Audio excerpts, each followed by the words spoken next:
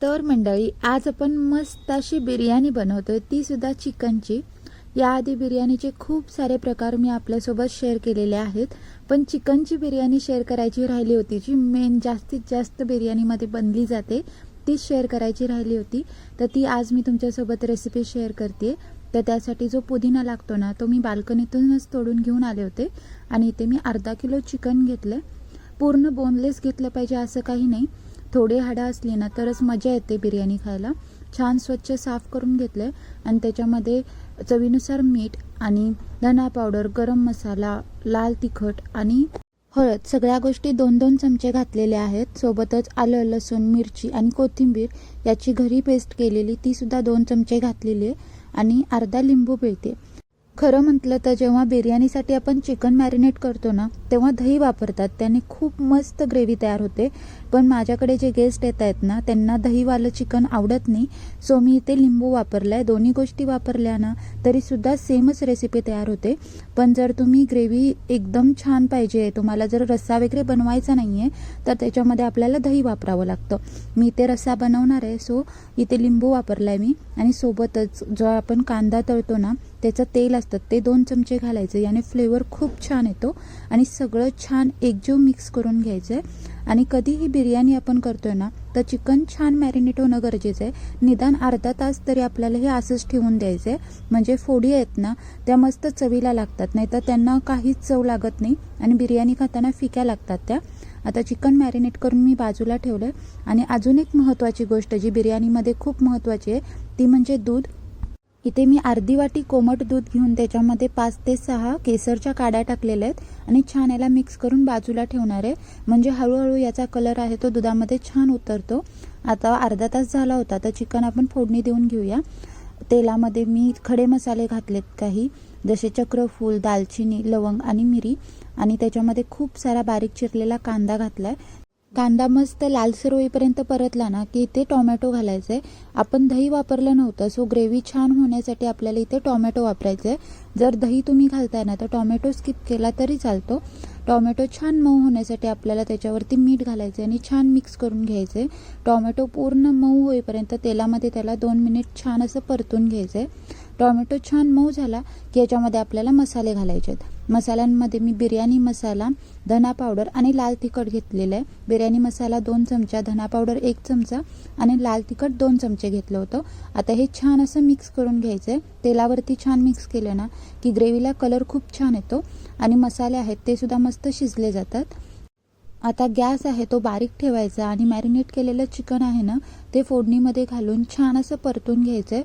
अगदी 3 ते 4 मिनटं एकसारखं तेलावरती त्याला परतून घ्यायचं, म्हणजे जे चिकनची म्हणजे चिकनचा उग्रपणा असतो ना तो निघून जातो आणि फ्लेवर खूप छान येतो। छान असं चिकन परतून झालं की आपल्याला याच्यामध्ये डायरेक्ट पाणी न घालता नुसतं शिजवून घ्यायचं आहे। त्या चिकनला स्वतःचं पाणी सुटण्यासाठी एक खोलगट झाकण भांड्यावरती ठेवायचं आणि त्या झाकणावरती आपल्याला पाणी घालायचं आहे। ग्लासभर सारखं पाणी घातलंय म्हणजे चिकनला स्वतःचं पाणी सुटतंय। एक साईडला चिकन छान शिजतंय, तोपर्यंत आपण तांदूळ आहेत ते भिजत घालूया, म्हणजे ते पटकन शिजतात। तर 2 वाटी मी बासमती राईस घेतला होता, जो लांब दाण्याचा बिर्याणीसाठी स्पेशल येतो ना तो वाला। आता यांना मी स्वच्छ 2 ते 3 वेळा हलक्या हाताने धुवून घेतलंय, नाहीतर हे तांदूळ तुटण्याची शक्यता असते। आणि चांगल्या पाण्यामध्ये भिजत 15 मिनिटासाठी ठेवणार आहे, म्हणजे तांदूळ पटकन शिजायला मदत होते। आता इकडे आपलं चिकन आहे ते आपण चेक करूया। बघू शकता 5 ते 7 मिनिटं झाली होती आणि चिकनला स्वतःचं किती भरपूर सारं पाणी सुटलंय। त्याच पाण्यामध्ये हे चिकन शिजलं जातं। चिकन शिजायला काही फारसा वेळ लागत नाही। जेव्हाही आपण चिकन बिर्याणीसाठी शिजवतो ना तेव्हा ते स्वतःच्या पाण्यामध्ये शिजू द्यायचं, म्हणजे बिर्याणीसाठीची जी ग्रेव्ही आहे ना ती मस्त बनते। वरून पाणी अजिबात ॲड करायचं नाही। एक साईडला चिकन शिजतंय तोपर्यंत कांदा आहे तोही मी तळून घेते। मस्त स्लाइसमध्ये बारीक असा कट करून घेतलाय, म्हणजे मस्त तो तळला जातो एकसारखा। आणि छान गोल्डन ब्राऊन झाला ना की झाऱ्यावरती काढून घ्यायचं आणि दुसऱ्या एका चमच्याने आपल्याला असं दाबायचं आहे, म्हणजे त्यातील जास्तीचं जे तेल आहे ना ते निघतं। आणि कांदा आहे तो फार तेलकट राहत नाही। टिश्यू पेपरवरती मी काढून घेतला आणि छान पसरवून ठेवलाय।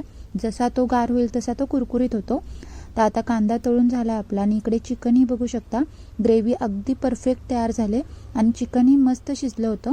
एखादा दुसरा पीस आहे ना तो आपण तोडून किंवा दाबून चेक करून बघायचा. चिकन छान शिजणं गरजेचं आहे. इथं अगदी परफेक्ट चिकन शिजलं होतं, तर त्याला मी बाजूला करून ठेवलं आहे आता. आणि तांदूळ भिजत घालून सुद्धा 15 ते 20 मिनटं झाली होती. तर आता आपण शिजवायला ठेवूया त्यांना. त्यासाठी लवंग, मिरी, चक्रफूल, दालचिनी पाण्यामध्ये घातले आणि अगदी जरासा लिंबू पिळून तो लिंबूसुद्धा मी पाण्यामध्ये घातला आहे. म्हणजे तांदूळ आहेत ते मस्त असे खिले खिले बनतात. सोबतच 2 मिरच्या स्लिट करून बारीक चिरलेली कोथिंबीर घातले. आता याच्यामध्ये आपल्याला 2 चमचे कांदा तळलेलं तेल घालायचं आहे. म्हणजे तांदूळ आहेत ते एकामेकाला चिटकत नाहीत, मस्त सेपरेट राहतात. आणि चवीनुसार मीठ घालायचं आहे. पाणी आहे ते तांदळाच्या 5 पट घेतलेलं आहे मी, म्हणजे तांदूळ गाळायला मदत होते. सोबतच तमालपत्र आणि 1 चमच्यासारखं जिरं घालायचं आहे. आता हे पाणी आहे ना ते ओपनली आपल्याला छान खळखळून उकळू द्यायचं आहे. जेव्हा पाण्याला छान उकळी येते तेव्हाच आपल्याला याच्यामध्ये तांदूळ ॲड करायचे आहेत. झाऱ्याच्या साह्याने मी तांदूळ ॲड करते, म्हणजे त्यातील जास्तीचं पाणी आहे ना ते निथळवायला सोपं जातं. हाताने पटकन आपल्याला तांदूळ ॲड करता येत नाहीत. जर ते प्रेशरमध्ये आले ना तर ते तुटण्याची शक्यता असते, कारण खूप भिजलेत ते.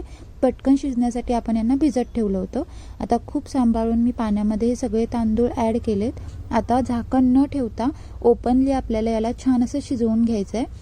एकदम 100% शिजवायचं नाही आहे. 70 ते 75% तांदूळ इथे आपल्याला शिजवायचं आहे. बोटामध्ये प्रेस करून मी ते चेक करून घेतलं आहे. तांदूळ आहे त्याचे असे तुकडे होत आहेत, म्हणजे मस्त तो 75% शिजलेला आहे. उरलेला जो 25% आहे ना तो आपण जेव्हा दम देतो बिर्याणीला त्याच्यामध्ये तो शिजला जातो.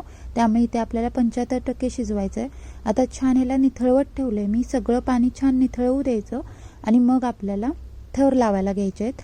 तर थर लावायला मी मोठं जाड तळाचं भांडं घेतलं आहे. आता खाली आपल्याला 2 चमचे कांदा तळलेलं तेल वापरायचं आहे. सगळीकडे आपल्याला कांदा तळलेलंच तेल वापरायचं आहे, म्हणजे बिर्याणीला फ्लेवर खूप छान येतो. आता तेल खाली घातल्यानंतर जे आपण चिकन शिजवून घेतलं आहे ना त्यातील निम्मं चिकन खाली घालायचं आहे. तुम्ही बघू शकता मी दही अजिबात वापरलं नव्हतं, तरीसुद्धा ग्रेव्हीला म्हणजे चिकनला ग्रेव्ही किती मस्त तयार झालेली आहे. जर तुम्ही दही वापरताय ना तर ह्याच्यापेक्षा ग्रेव्ही तयार होते. आता आपल्याला चिकन स्प्रेड करून झाल्यानंतर जे तांदूळ आपण शिजवले होते ना त्यातील निम्मे तांदूळ व्यवस्थित स्प्रेड करून घ्यायचे आहेत. पूर्ण व्यवस्थित एकसारखी लेवल झाली ना की आपण ज्याही गोष्टी गोळा करून ठेवल्या होत्या, म्हणजे बारीक चिरलेली कोथिंबीर असू दे, तळलेला कांदा आणि केसरवालं दूध, हे सगळं निम्म आपल्याला याच्यामध्ये छान असं स्प्रेड करून घ्यायचं आहे. बघू शकता केसरचा किती सुंदर कलर आलेला आहे. जर आपण खूप लवकर ह्याला भिजत ठेवलं ना तर स्वतःचा कलर छान येतो केसरला. वरून फूड कलर घालायची गरज लागत नाही. तुम्हाला जर अजून कोणते कलर ह्याच्यामध्ये ॲड करायचे असतील ना, ग्रीन, ऑरेंज, तर तुम्ही करू शकता. पूर्णपणे ऑप्शनल आहेत.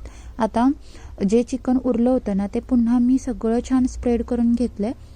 तीच स्टेप आहे ती आपल्याला पुन्हा फॉलो करायची आहे. जो उरलेला भात होता ना तो सुद्धा छान असा मी स्प्रेड करून घेतला आहे.